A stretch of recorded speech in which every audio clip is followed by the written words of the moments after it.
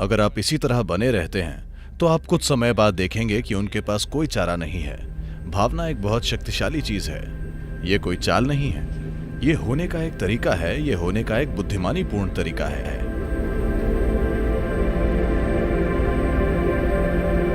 तो सद्भावना कैसे बनाई जाए? मैं एक चोटी की कंपनी के लिए एक कार्यक्रम कर रहा था।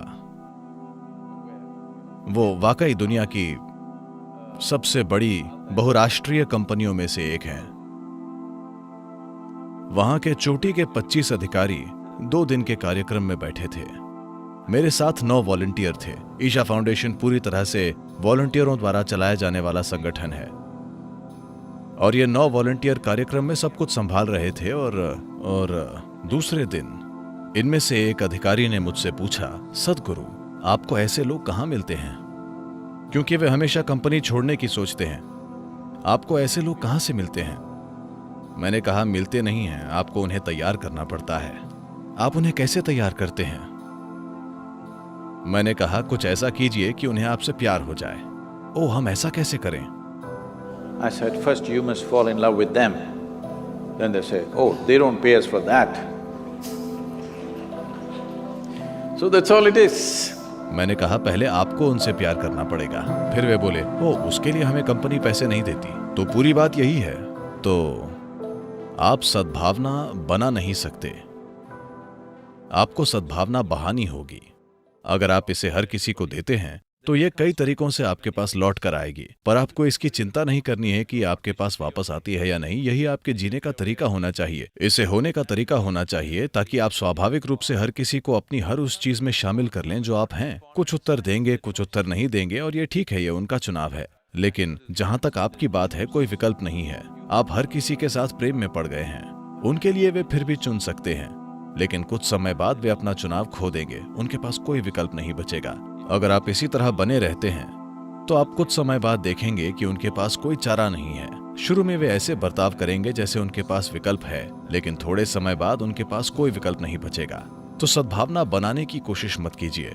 देखिए, जब मैं कहता हूं कि किसी चीज के साथ प्रेम में पड़ जाइए, तो मैं बस ये कह रहा हूं, जिसे आप प्रेम कहते हैं वो आपकी भावनाओं की एक खास सुखद स्थिति है।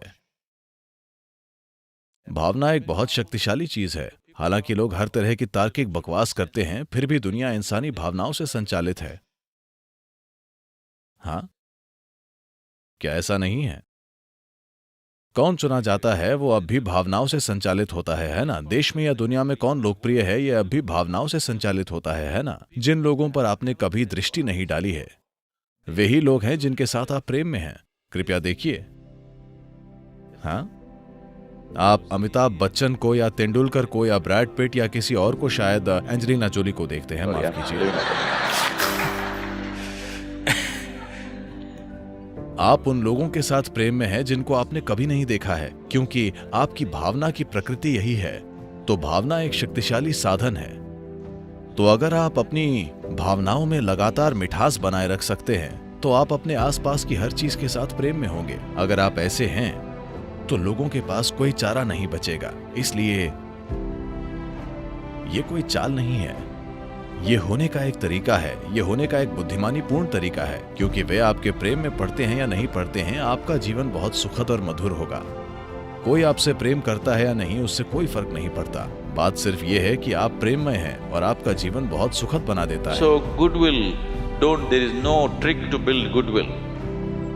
तो सद्भावना बनाने के लिए कोई चाल नहीं होती, उसे चालाकी कहते हैं। कोई तरकीब नहीं है, आप बस ऐसे बन जाइए। जो उत्तर देते हैं वो उत्तर देंगे, जो नहीं देते वो नहीं देंगे। इसमें क्या समस्या है?